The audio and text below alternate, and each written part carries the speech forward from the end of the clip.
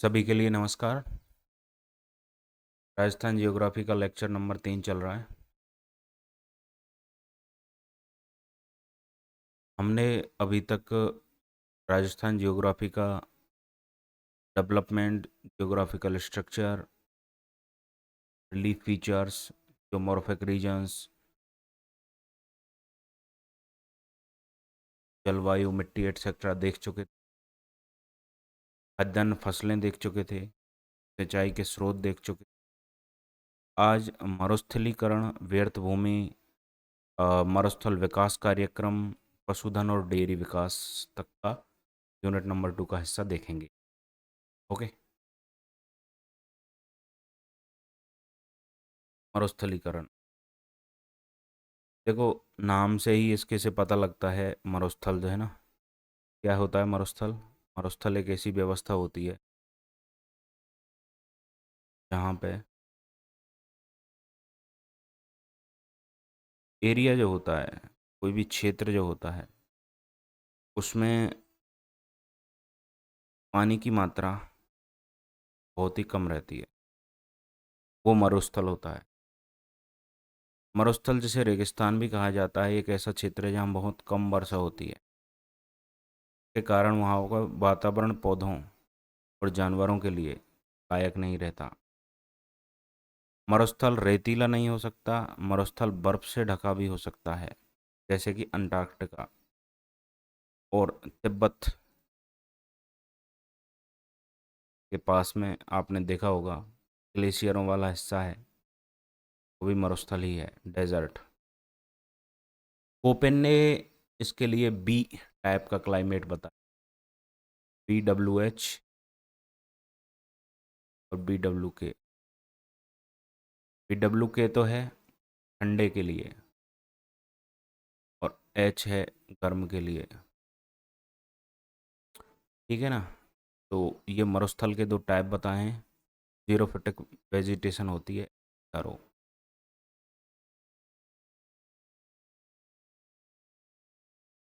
यानी कटीली वनस्पति को जीरोफिटिक वेजिटेशन के नाम से जाना जाता है। मरुस्थल की कुछ विशेषताएं। एक तो यहाँ पे वर्षा बहुत कम होगी। वर्षा कैसी होगी? बहुत कम, 25 सेंटीमीटर से भी कम होगी एक साल के अंदर। शुष्क वातावरण।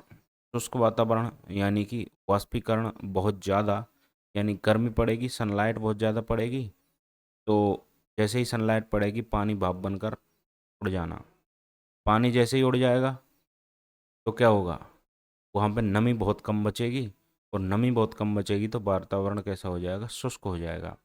वाष्पीकरण की दर वर्षा से अधिक होती है, जिससे पानी की कमी हो जाती है। इसलिए वहाँ का रेत वगैरह जो है वो भी रेतीला मिलता है। मिट्टी है वो रेतीली होती है। विरल वनस्पति, यानी कि अब पानी नहीं है तो वनस्पति कहाँ से आएगी? ठीक है ना?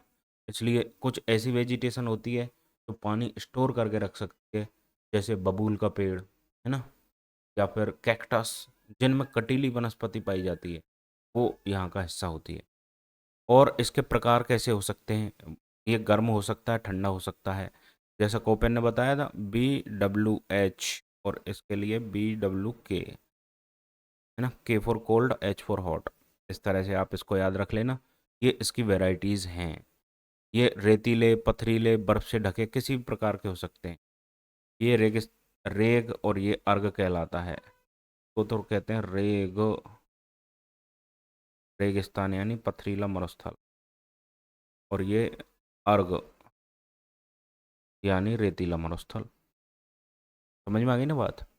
या फिर बर्फ से ढका भी हो सकता है। आगे चलो भाई। मरुस्थलीकरण का पता लग गया। मरुस्थलीकरण को समराइज कर लें। मरुस्थलीकरण एक ऐसी व्यवस्था है जहाँ पे वातावरण शुष्क होता है, वर्षा की मात्रा बहुत कम होती है, और जितनी भी होती है उससे अधिक मात्रा में वाष्पीकरण हो जाता है। इस वजह से वहाँ पे शुष्क वातावरण में बहुत ज़्यादा वनस्पति नहीं मिलती, जनसंख्या भी विरल होती है, लोगों के लिए पीने का पानी उपलब्ध नहीं होता है। वो प्रक्रिया जिसमें ये सारी अ, जलवायु और प्राकृतिक घटनाएं हों, मरुस्थलीकरण की प्रक्रिया डेजर्ट के एग्जाम्पल देख लो भाई। थार मरुस्थल भारत और पाकिस्तान में फैला है। अंटार्कटिका कहाँ है? एक महाद्वीप है दक्षिणी गोलार्ध में। और सहारा मरुस्थल विश्व का सबसे गर्म मरुस्थल है, जो कहाँ है? अफ्रीका के अंदर, उत्तरी अफ्रीका में पाया जाता है। ठीक है ना भाई? तो ये मेजर एग्जाम्पल हो जाते हैं। अब राजस्थान में जो थार का मरुस्थल है वो कहाँ फैला है? तो हमने ये वाला डायग्राम पहले भी देख लिया था, भौगोलिक प्रदेश वाला।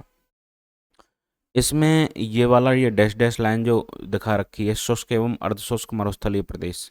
तो ये वाला हिस्सा यहाँ तक मरुस्थल का फैलाव पाया जाता है राजस्थान के अंदर। अच्छा, इस मरुस्थल के प्रसार को कौन रोक रहा है? अरावली प्रदेश। मरुस्थल का प्रसार किधर से किधर हो रखा है? मैं आपको पेन की सहायता से बता देता हूँ। ये इधर से इधर आ रहा है भाई मरुस्थल।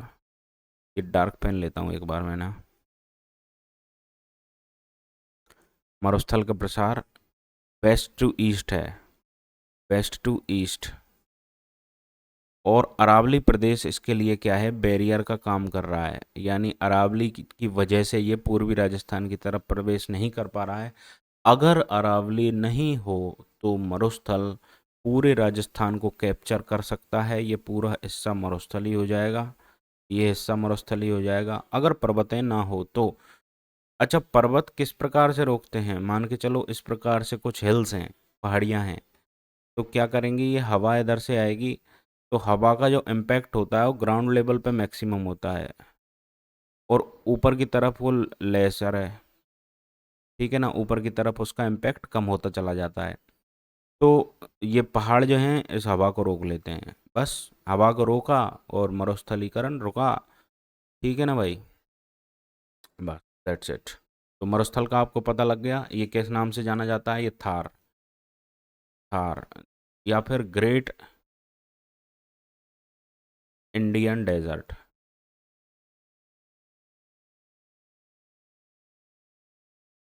महान भारतीय मरुस्थल, इन दोनों के नाम से इसको जाना जाता है। ठीक है भाई, आगे चलते हैं।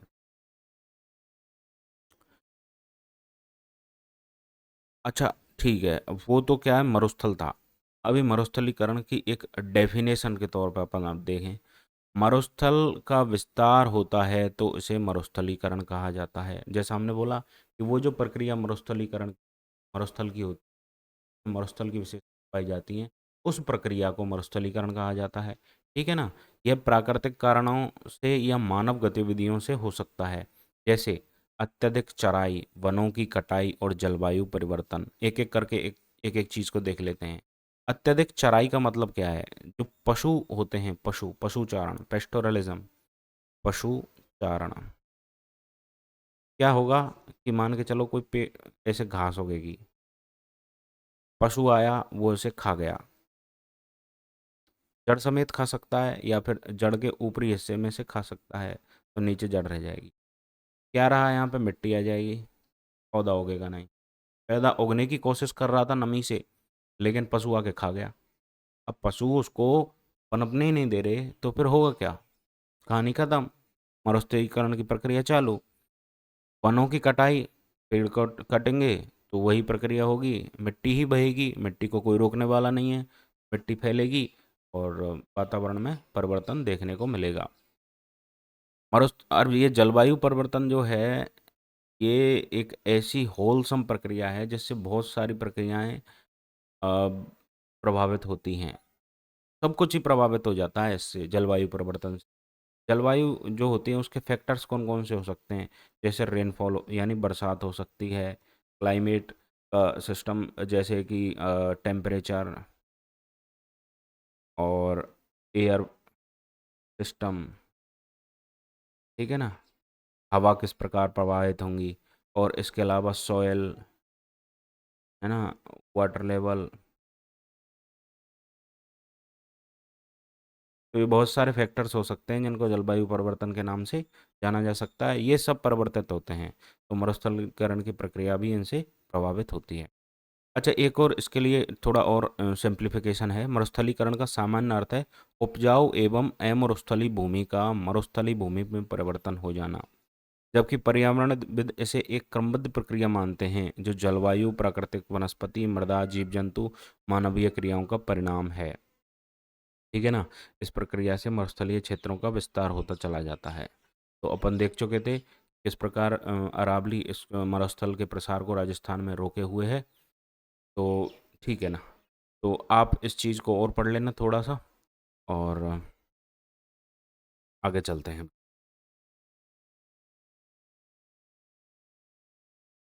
मरुस्थलीकरण के मुख्य कारण क्या हैं? तो मरुस्थलीकरण के मुख्य कारणों में नंबर 1 जो है वो जलवायु की कठोरता है। जलवायु की कठोरता यानी एक्सट्रीमिटी, यानी एक ऐसी व्यवस्था जहाँ पर हाई और लो, हाई और लो नाम की व्यवस्था हो, जहाँ टेम्परेचर और रेनफॉल,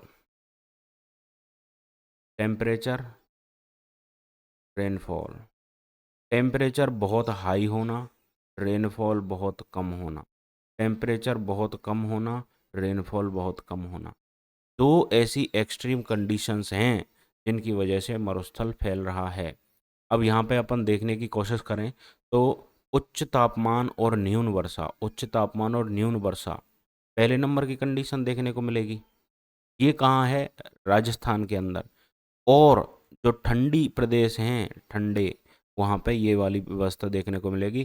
कम तापमान और कम वर्षा वाली व्यवस्था देखने को, जैसे जैसे लद्दाख वाला रीजन। कौन सा रीजन? लद्दाख।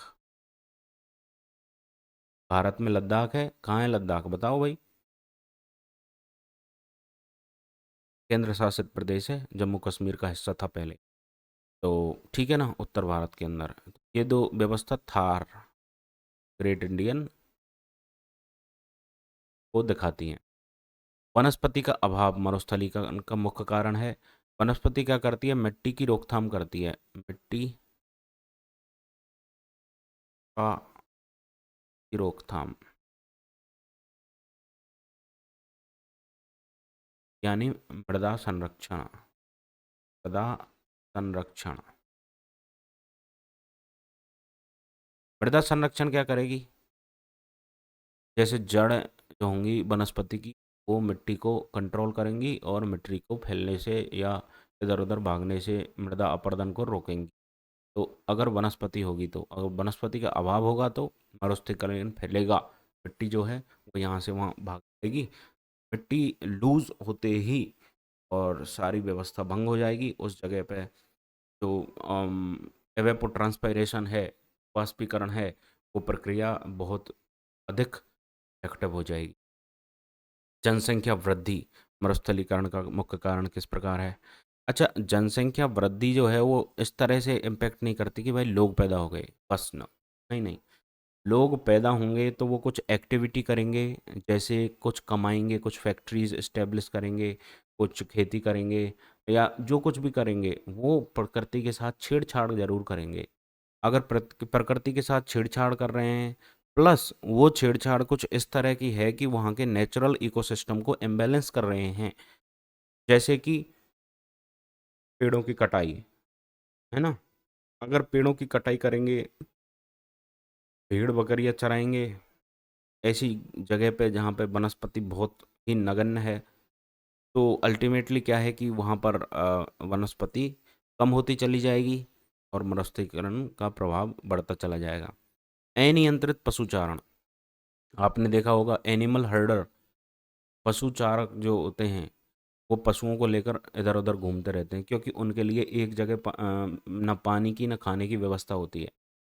तो जहाँ जहाँ घास मिलती है, जिन जिन क्षेत्रों में कुछ वेट लैंड जो देखने को मिलते हैं, जैसे मैंने बताया था आपको राजस्थान में सर नाम की सर कुछ जैसे बहुत सारे हैं, जैसे रावत सर,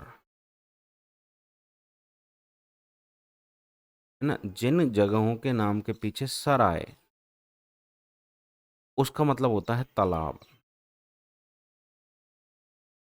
या सरोवर। सरोवर का होना उस सरोवर सर को दिखाता है। अगर सर है कहीं पे तो इसका मतलब वहां पे पानी है, पानी है तो घास है, घास है तो पौधे हैं, पौधे हैं तो पेड़ हैं, पेड़ हैं तो लोग हैं, और लोग होंगे तो अगर ये सीक्वेंस चलता है, इकोसिस्टम बनता है, तो इस वाली चेन के अंदर क्या होगा? लोग पशु चराएंगे, पेड़ों को काटेंगे, पौधे खवाएंगे, घास खवाएंगे, पानी पिलाएंगे। गया। भूजल स्तर में गिरावट। देखो, जबरदस्ती पानी का दोहन करना। आजकल आपने देखा होगा इलेक्ट्रिक मशीनरी है वो बहुत अधिक हर जगह उपलब्ध हो गई है। सबमर्सिबल पंप और कुछ इस तरह की मशीन्स जो पानी को खींचती हैं ज़मीन के अंदर से, वो सब उपलब्ध हो गई हैं, और उनसे अनियंत्रित जल का खिंचाव हो रहा है, फ्लड इरिगेशन हो रहा है। फ्लड इरिगेशन उस व्यवस्था को कहते हैं कि खेत में खुला ही पानी छोड़ देना, जैसा हमारे पूर्वी राजस्थान में किया जाता है। तो ऐसी व्यवस्था की वजह से अत्यधिक जल दोहन हो रहा है, और उसकी वजह से भूजल स्तर में गिरावट आ रही है। वो रिचार्ज नहीं हो पा रहा है, ऊपर से बरसात का पानी ज़मीन में नहीं पहुंच पा रहा है, तो दोहन अधिक हो जाने की वजह से पानी भूजल स्तर में गिरावट देखने को मिल रही है। अब पानी नहीं होगा, ट्रांसपायरेशन हो जाएगा, जो वाष्पीकरण है वो पानी को लेकर उड़ जाएगा। तो ऐसी स्थिति में हमको देखने को मिलेगा कि वहाँ पे स्थलीकरण का प्रसार हो रहा है। 5 पॉइंट कवर हो गए। नंबर 6, निरंतर सूखा पड़ना, बरसात नहीं होना किसी जगह पे। अब राजस्थान में जो थार है, थार के मरुस्थल में क्या है? पहाड़ी नहीं है, पहाड़ी नहीं है स्पेसिफिकली। ये बहुत इंपॉर्टेंट पॉइंट है। राजस्थान का नक्शा आपने देखा होगा, मैं आपको इधर वाला हिस्सा दिखाता हूँ। हमने राजस्थान में मानसून जब पढ़ा था तो वो वहाँ पे भी ये देखा था। तो भाई क्या होता है राजस्थान में, वर्षा जो है वो इधर से चलती है। इधर 1 मिनट में आपको इसको क्लियर करके दिखा देता हूँ। राजस्थान में जो वर्षा है वो दक्षिण पश्चिम मानसून की वजह से आती है। अब दक्षिण पश्चिम मानसून की वजह से अगर वर्षा आती है तो राजस्थान में दक्षिणी भाग से आएगी, ऑब्वियस सी बात है। अगर दक्षिणी भाग से राजस्थान में वर्षा आती है, इस हिस्सा से वर्षा आएगी, तो बताओ मुझे, वर्षा जो है वो पानी के साथ चलती है, हवाओं के साथ चलती है, साउथ वेस्ट मानसून। तो इस चीज़ को, इस वाली जो विंड का पैटर्न है, इसको कोई रोकने वाला है क्या? नहीं है। इसको कोई रोकने वाला है क्या? है। इसको कोई रोकने वाला है क्या? है। ये तो क्या है, हाड़ौती क्षेत्र में वर्षा करवा देगी। ये वाली जो हवाएं हैं, ये दक्षिणी राजस्थान में डूंगरपुर, बांसवाड़ा, मही नदी का जो वागड़ क्षेत्र है, या उदयपुर, राजसमंद है, भीलवाड़ा है, इस क्षेत्र के अंदर वर्षा करवा देगी। लेकिन मुझे बताओ, इस वाली बेल्ट के अंदर कोई वर्षा करवाने के लिए कोई रोकथाम है क्या? यहाँ कोई आड़ी पहाड़ी है क्या? नहीं है, बिल्कुल नहीं है। इस वजह से कि होगा क्या, कि हवाएं जो हैं वो सीधी निकल के चली जाएंगी। अब हवाएं जब सीधी निकल के चली गई तो यहाँ पे आसमानी वर्षा नहीं हो पा रही है। अच्छा, इस जगह पे आप कहोगे कि वर्षा तो होती है, बीकानेर में होती है, जोधपुर में होती है, जैसलमेर में होती है, होती है। साउथ वेस्ट मानसून से नहीं होती। वो बे ऑफ बंगाल का साउथ वेस्ट मानसून जो होता है, बे ऑफ बंगाल का, बंगाल की खाड़ी से आने वाला जो मानसून है, ये तो कहाँ है? अरब सागर से है। अरब सागर वाली जो विंड पैटर्न है, उससे हवा यहाँ यहाँ मानसून की वर्षा नहीं होती है, लेकिन बे ऑफ बंगाल की मानसून होती है। अब ये अपन इंडिया का जियोग्राफी जब पढ़ेंगे तब वहाँ पे हम पढ़ेंगे कि भाई किस तरह से मानसून काम करता है। ठीक है ना?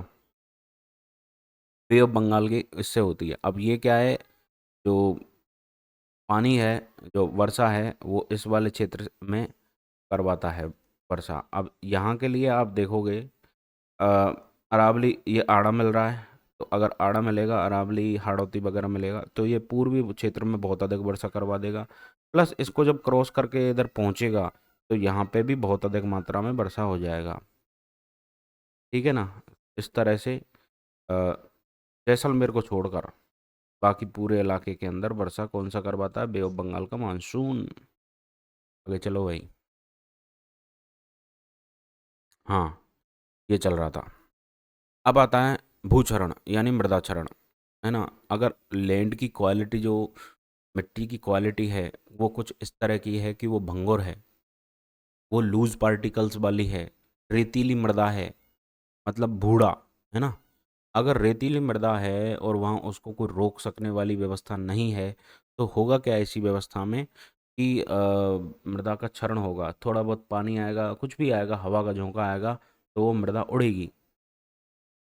बस मृदा क्षरण।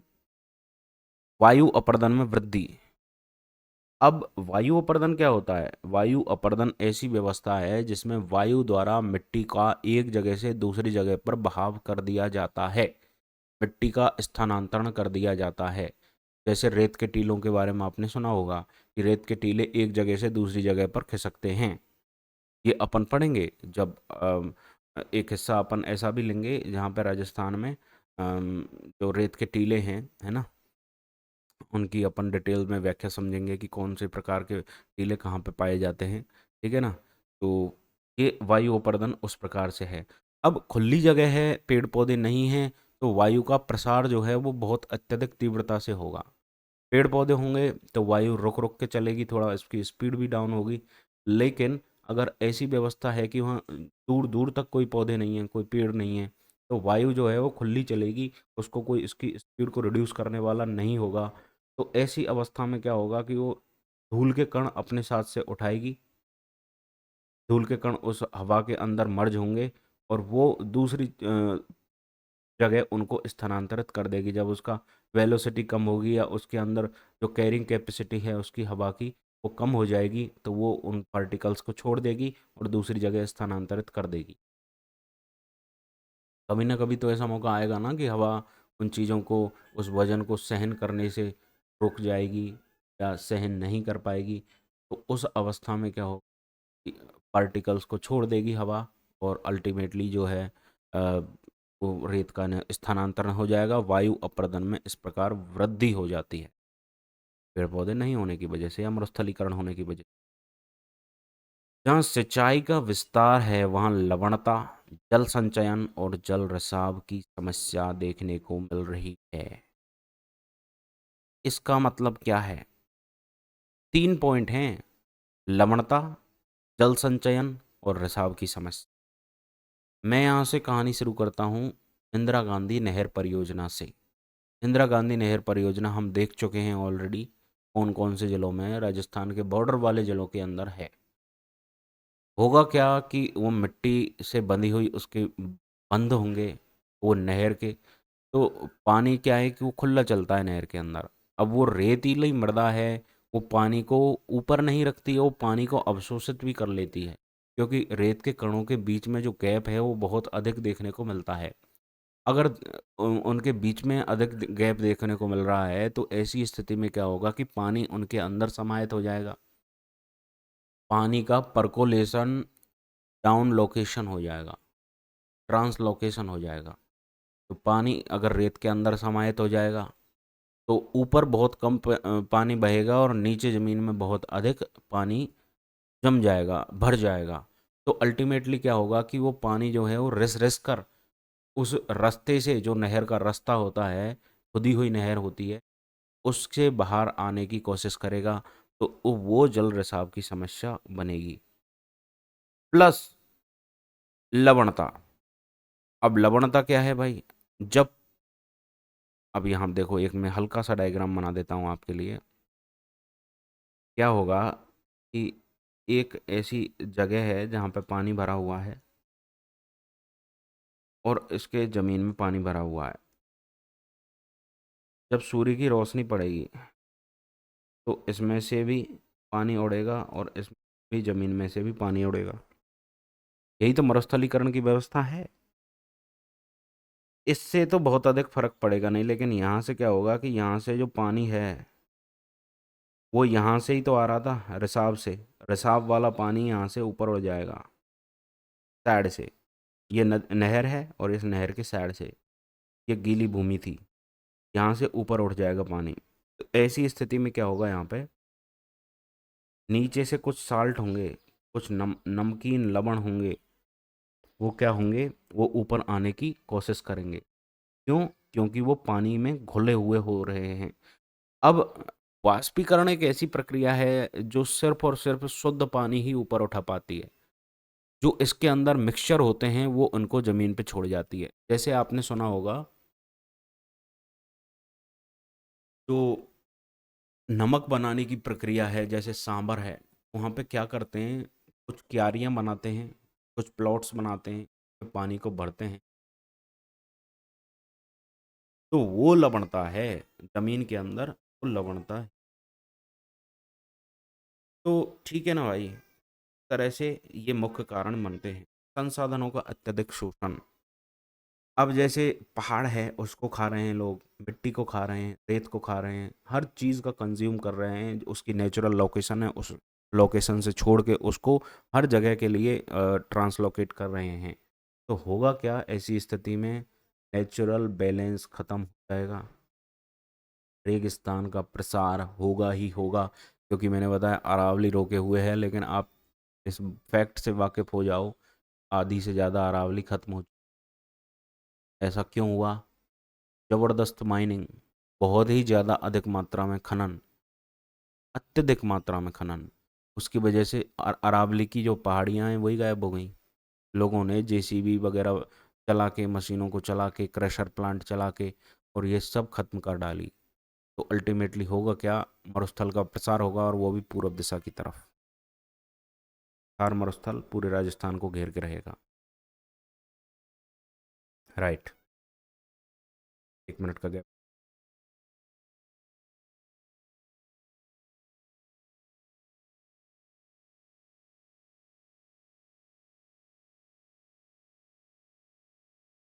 अच्छा, राजस्थान में जो मरुस्थलीकरण है वो लगभग 60% का हिस्सा कवर कर चुका है, और धीरे धीरे करके राजस्थान को वो पूरब की तरफ प्रभावित होते चली जा रही है, कोशिश कर रही है ना।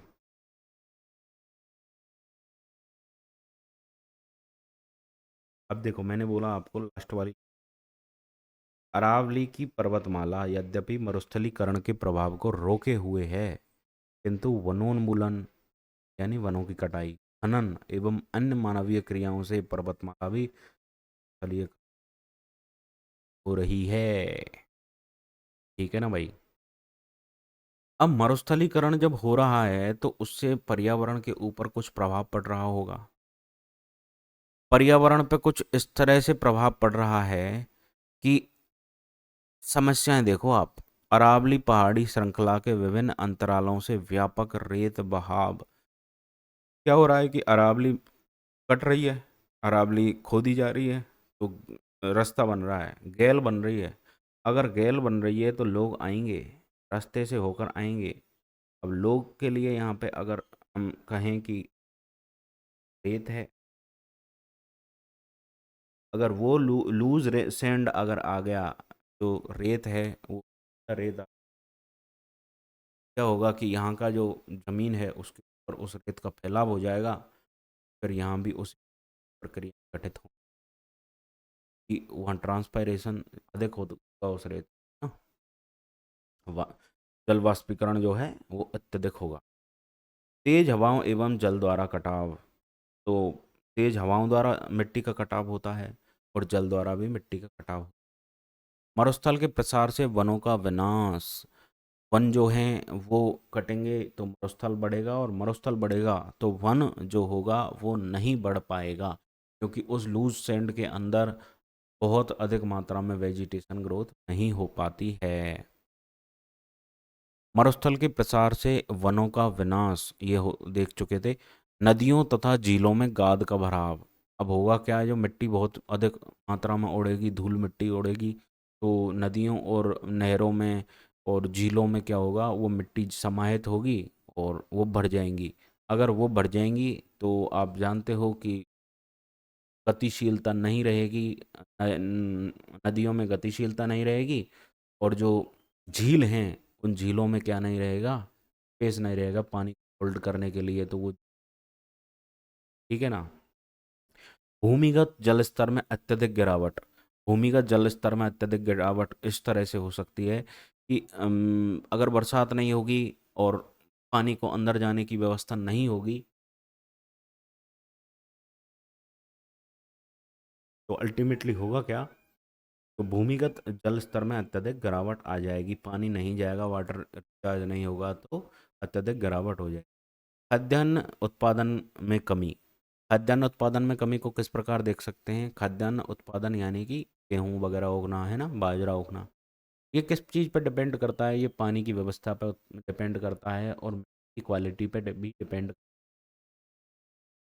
विशेषकर जैसे गेहूं है तो उसमें बहुत अधिक पानी की रिक्वायरमेंट होती है, वातावरण चाहिए।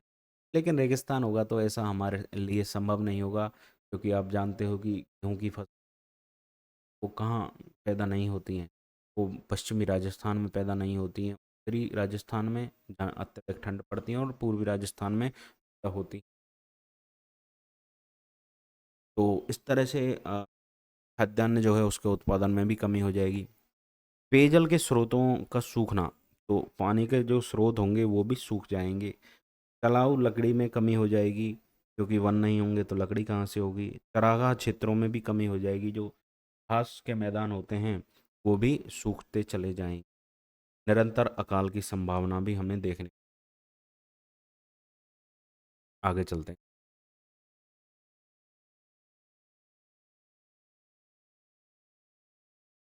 मरुस्थलीकरण के रोकथाम के उपाय। अब किस प्रकार मरुस्थलीकरण को रोका जाए?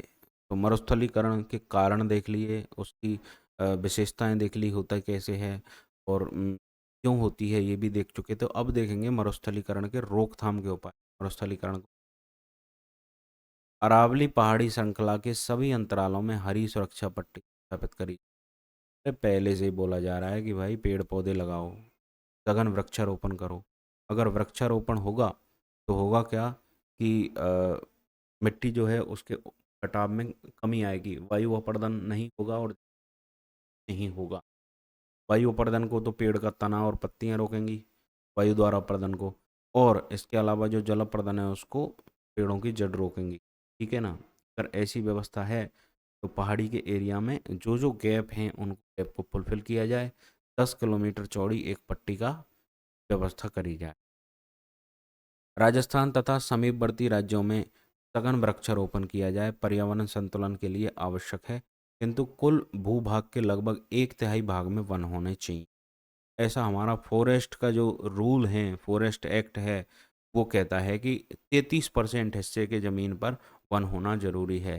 अरे वन से कोई नुकसान नहीं होता है, वन से फ़ायदा ही फ़ायदा होता है। ठीक है ना। इस तरह से ये चीज़ को मिलती है।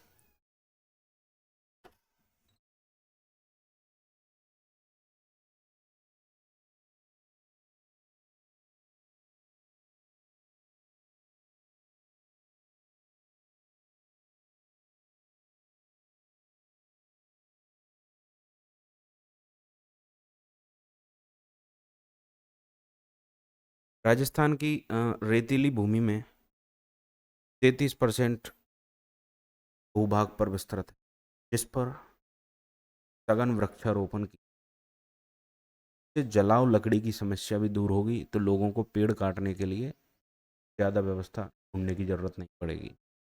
ठीक है ना। तो कुछ इस तरह की खेती है, कृषि वानिकी है, सामाजिक वानिकी, कुल मिला के पेड़ पौधे रोपे जाएं। पेड़ पौधे जितने ज़्यादा होंगे मरुस्थली ही कम होगी। आजकल का क्लाइमेट ट्रेंड चेंज का जो ट्रेंड है वो कुछ तरह से भी है कि पश्चिमी राजस्थान के अंदर बहुत अधिक मात्रा में वर्षा हो रही है। जोधपुर में भी बाढ़ आ गई थी, और बाढ़ इन द सेंस बहुत अधिक मात्रा में पानी गिर गया था। बीकानेर में वर्षा, कुल मिला के जो पश्चिमी राजस्थान के क्षेत्र हैं उनमें अत्यधिक मात्रा में वर्षा हो रही है। तो ऐसी अवस्था के अंदर वहाँ पे नेचुरली नेचुरली पेड़ पौधे पनपेंगे, और नेचुरली पेड़ पौधे पनपने की वजह से वहाँ पर बहुत अधिक मात्रा सघनता इन द ट्रीज, ठीक है ना, डेंस फॉरेस्ट देखने को। प्रकृति भी अपना रिपेयर करती, जानते हो। दीवालों के अंदर भी पेड़ पौधे इस तरह से ये बहुत नॉर्मल सी चीज, रोक नहीं सकते, आपको प्रकृति के सामने देखने ही पड़ेंगे। वृक्षों की वे प्रजातियां जो जल व मृदा के संरक्षण के लिए महत्वपूर्ण हैं, उनके कटान पर पूर्ण रूप से प्रतिबंध लगाया जाना चाहिए। अन्य वृक्ष प्रजातियों को भी संरक्षण प्रदान किया। अरे भाई, जिनकी साइज बहुत अधिक होती है वो, अब जैसे खेजड़ी है, अगर रेगिस्तान से खेजड़ी आप काट दोगे तो रेगिस्तान बचेगा क्या? आपने तो वो नाम सुना होगा, खेजड़ी बचाओ। तो वो क्या है, बहुत इंपॉर्टेंट चीज़ है कि आप पेड़ पौधे बचाओ, है ना। अरावली के पश्चिम में, थार के मरुस्थल में उत्तर से दक्षिण की ओर अनेक वनस्पति पट्टियां। इन राष्ट्रीय राजमार्गों के दोनों तरफ व इंदिरा गांधी नहर के दोनों तरफ पट्टियों के रूप में सघन वृक्ष। पशु संख्या पर नियंत्रण किया जाए जिससे चरागाह भूमि पर दबाव कम। पशु जो हैं उनको बाहर घुमाने की बजाय बाड़ों में खेती के साथ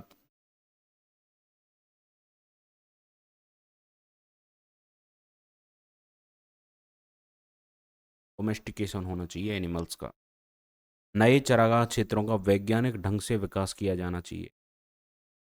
चरागाह क्षेत्र वही घास के मैदान, रेतीली तथा क्षारीय बंजर भूमि का उपयोग किया जाना चाहिए, जैसा कि वहाँ पे पेड़ पौधे उगाए जा रहे हैं, या फिर बोलें कि वहाँ पे बहुत अधिक मात्रा खेती हो रही है ना, बरसात हो रही, तो इस तरह से है। नेक्स्ट टॉपिक है हमारा व्यर्थ भूमि और मरु विकास कार्य। व्यर्थ भूमि क्या है भाई? व्यर्थ भूमि वो भूमि है जिस भूमि का कोई उपयोग नहीं, जैसे रेगिस्तान वाला, कोई कुछ भी काम में नहीं ले रहा उसको। वहाँ पे ना तो इंडस्ट्रीज सेटअप करी जा सकती हैं या करी जा रही हैं, ना कोई फूड प्रोसेसिंग यूनिट्स लगाई जा रही हैं। कुल मिला के उसको इस्तेमाल करना, उसका विकास कार्यक्रम किस प्रकार से हम, जो हमारी सरकारों द्वारा चलाए जा रहे हैं।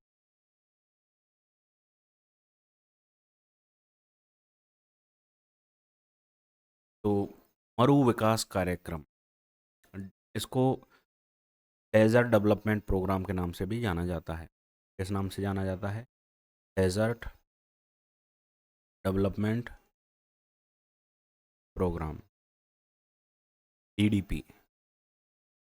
1995 से जल ग्रहण के तहत राजस्थान में मरु विकास कार्यक्रम क्रियान्वित किया जा रहा है। प्रारंभ में 100% सहायता भारत सरकार की थी। 1 अप्रैल 1999 भारत सरकार ने नई परियोजनाओं के लिए 75% राशि केंद्र प्रवर्तित योजना के हिस्से के रूप में दी है, और 25% जो है वो राज्य जा रहा है। यानी केंद्र सरकार 75 हिस्सा देगी और राज्य सरकार 25 हिस्सा देगी इस प्रक्रिया को, इस कार्यक्रम को करने के लिए। ये क्या है, इसमें होगा क्या कि जो नदियों की व्यवस्था है, जल ग्रहण क्षेत्र है, उसका विकास किया, नहर वगैरह हैं। अगला है सूखा संभावित क्षेत्र, ड्रॉट एरिया, ड्रॉट प्रोन है ना, drought prone area, D P के नाम से इसको जाना गया। तो 1995 से क्रियान्वित चल रहा है ये प्रोग्राम, है ना। ये भी जल संग्रहण करवाने की कोशिश करवा, तालाब वगैरह खोदे जा रहे हैं और उसमें पानी की संचय की व्यवस्था करी जा रही है। एकीकृत है ना, integrated, integrated desert land develop, एकीकृत बंजर भूमि विकास परियोजना, ये सेंट्रल गवर्नमेंट का स्कीम है जो 1992-93 से चल रही है। बंजर भूमि की दृष्टि, जिससे राजस्थान बहुत बड़ा राज्य है, इसलिए बंजर भूमि के विकास की अब वो चीज़ हो जाता है, विकास परियोजना हो जाती। एक अगला टॉपिक है आपका पशुधन और डेयरी। पशुधन वही गाय भैंस भेड़ बकरियाँ, और डेयरी का विकास यानी जो दूध है, दूध से संबंधित जो प्रोडक्ट हैं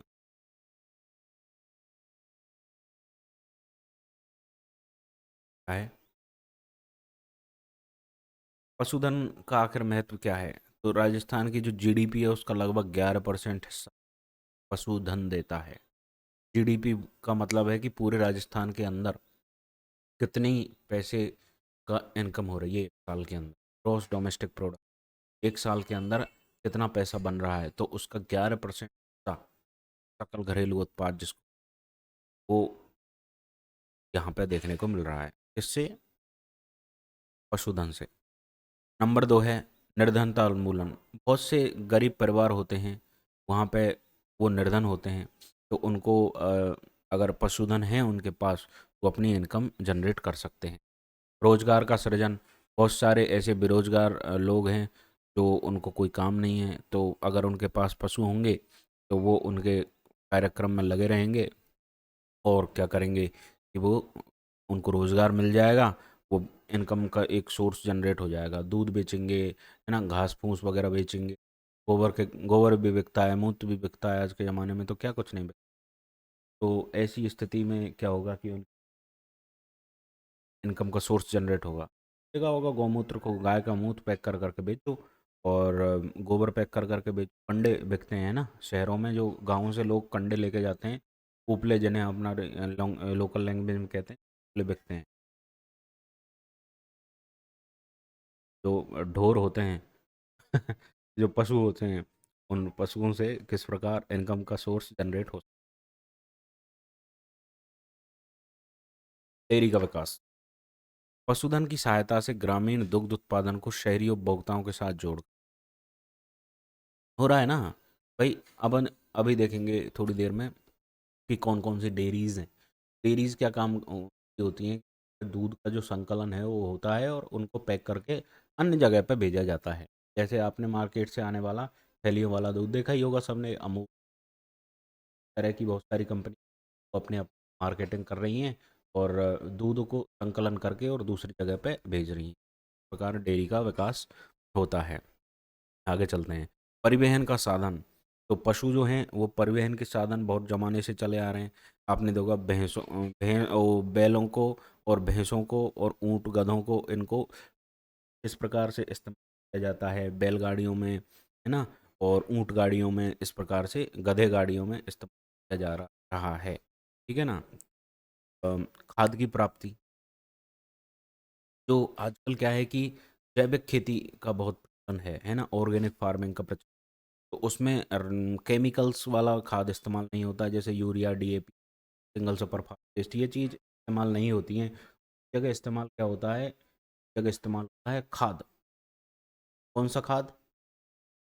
ऑर्गेनिक खाद, यानी गोबर से बना हुआ। तो अगर गोबर निर्मित वर्मी कंपोस्ट है तो वो कहाँ से मिलेगा? पशु, वो कट्टों में पैक पैक होकर, बोरियों में पैक हो, चमड़ा और अन्य चीज़ें जो है जानवरों से मिल प्राप्त होती। तो इस प्रकार इनका एक महत्व है, इनकी उपयोग है। और आगे देखते हैं कि राजस्थान में गाय कौन कौन सी हैं। तो ये गायों की कुछ प्रजातियां हैं जो हमारे सामने हैं। नागौरी, कांकरेज गाय, थारपारकर गाय, राठी गाय और गिर गाय। आप इनको याद कर लेना, बहुत अधिक काम। नागौरी गाय जो है वो नागौर प्रदेश में बनी, और ये सोहालक क्षेत्र में थी। ये जो क्षेत्र है उस क्षेत्र को सोहालक के नाम से जाना जाता है, और नागौर के आसपास के जिलों में ये पाई जाती है। ये गाय दूध कम देती हैं। ये जोधपुर, नागौर और नागौर से लगने वाले और जैसे जयपुर वाला क्षेत्र ना, वाले क्षेत्र के, अजमेर वाले क्षेत्र में कांकरेज। कांकरेज जो गाय हैं, ये दक्षिणी पश्चिमी राजस्थान के अंदर देखने, बाड़मेर, सिरोही, जालौर, है ना। तो दूध भी कम देती हैं, लेकिन ये क्या है, बोझा ढोने के काम आती हैं, है ना।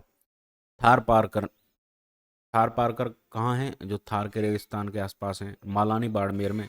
इनको अ, उत्पत्ति स्थल है। राठी, यह राजस्थान के उत्तर पश्चिम में भागों में गंगानगर, बीकानेर, जैसलमेर वगैरह जैसे क्षेत्रों में पाई जाती हैं। इन गायों में दूध की मात्रा बहुत अधिक होती है। राठी बहुत शानदार है ना। राठी जो है वो राठ क्षेत्र के अंदर मिलती है, गंगानगर हनुमानगढ़ स्पेसिफिकली, और ये कुछ जैसलमेर और बीकानेर देखने को। गिर, अब गिर के जंगल जहाँ हैं वहाँ इनकी पैदाइश है, जैसे गुजरात के सौराष्ट्र में, ठीक है ना। तो ये क्या है, दक्षिण पूर्वी हिस्से के अंदर राजस्थान में देखने को, जैसे अजमेर, चित्तौड़गढ़ है ना, ये हाड़ौती वाले क्षेत्र। ये तो रही भाई गाय।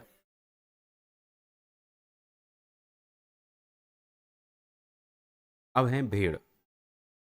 गाय के बाद में भेड़ों का नंबर आता है राजस्थान में। ये क्या है, दूध ज़्यादा देती है, जैसे इनकी भेड़। जैसलमेरी, नाली, मालपुरी, मगरा, पुगल, मारवाड़ी, चोका, शेखावाटी और सोन, ये किसकी जो प्रजातियां हैं वो भेड़ की प्रजाति। भेड़ की प्रजाति जैसे नाली है, ये हनुमानगढ़ चूरू और बीकानेर वाले क्षेत्र के अंदर। जैसलमेरी, जैसलमेर में। मालपुरी जो है, ये मालपुरा क्षेत्र जो है वो टोंक का उस क्षेत्र के अंदर है।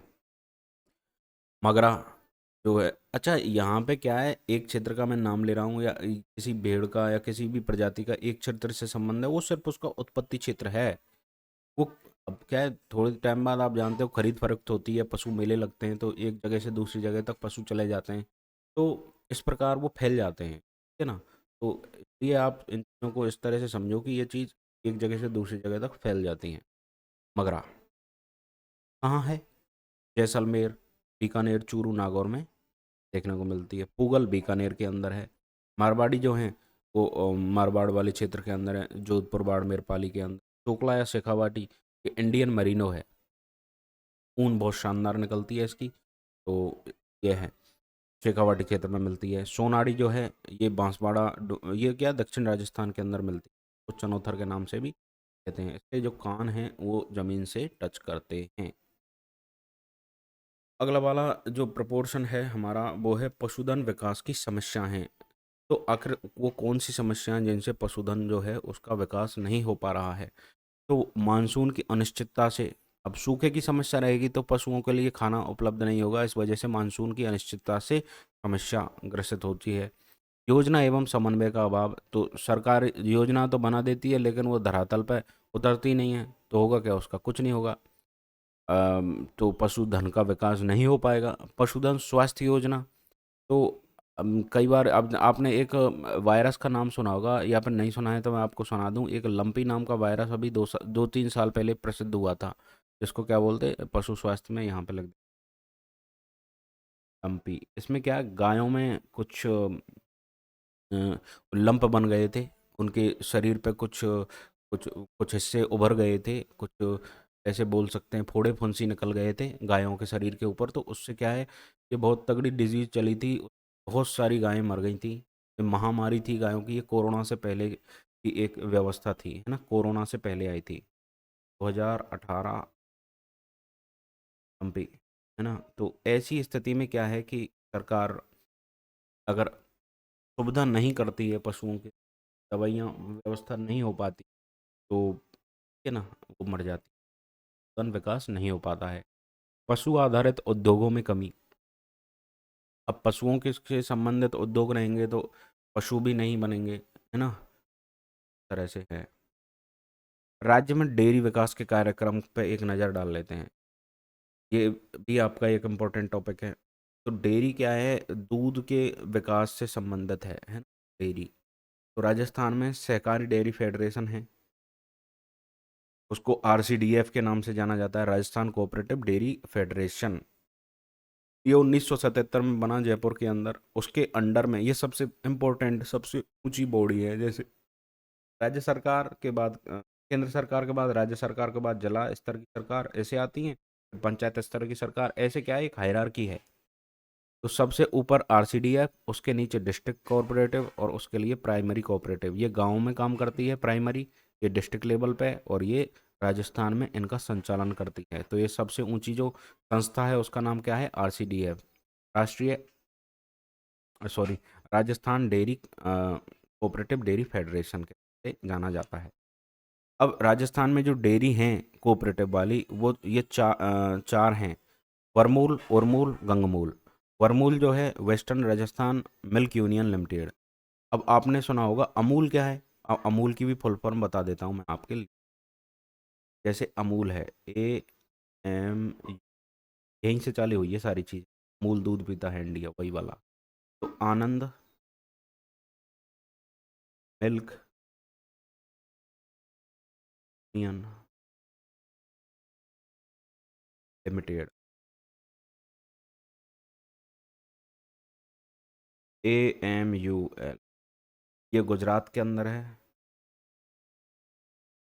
आनंद नाम का जिला है, जगह है। तो वहाँ पे ये मिल्क यूनियन बनी थी, दूध का एक संगठन बना था। तो वहाँ पे ये के नाम से जाना। वैसे ही पश्चिमी राजस्थान में जोधपुर के अंदर एक संगठन है, उसको बरमूल के नाम से जाना जाता है। बीकानेर के अंदर है, उसको उत्तरी राजस्थान मिल्क यूनियन और मूल के नाम से जाना जाता है। पूर्व, हिंदी में मत लिखो आप, इनको अंग्रेजी में ही लिखना है, क्योंकि ये शब्द जो हैं अंग्रेजी शब्द ही। Gangmool Ganganagar milk union limited. अब कैमल डेयरी जो है वो जोड़बीड़ के अंदर है, पोखरण के अंदर। तो ऊँट का भी दूध प्रोसेस हो रहा है। वरमूल, गंगमूल, इनमें सब में क्या, गाय भैंस का दूध प्रोसेस होता है। अब मिल्क की जो ब्रांड हैं उनको देख लो आप। मिल्क जो ब्रांड हैं राजस्थान के अंदर, वो कौन कौन से काम कर रहे हैं उनको भी देख लेते हैं, क्योंकि डेयरी विकास देख रहे हैं अपन। तो ये है सरस भाई। सरस का दूध आपने सबने देखा होगा। कोटा फ्रेश, ये कोटा सवाई माधोपुर में चलता है। फ्रेश हाड़ौती क्षेत्र में चलता है। अमूल, ये पूरे देश में चल रहा है वैसे तो, गुजरात से चल रहा है। मदर डेयरी, ये पूरे देश में चल रहा है, ये राजस्थान में भी चल रहा है। ये लोटस, और भी बहुत सारे हैं, लोकल भी हैं हमारे, जो हर एक छोटे छोटे शहर में अलग अलग कंपनियां चला रही हैं, छोटी मोटी। लेकिन ये क्या है, मेजर हैं, सबसे बड़े हैं, बड़े ब्रांड। ओके, तो हमारा लेक्चर ख़त्म करते हैं। आप थक गए होंगे।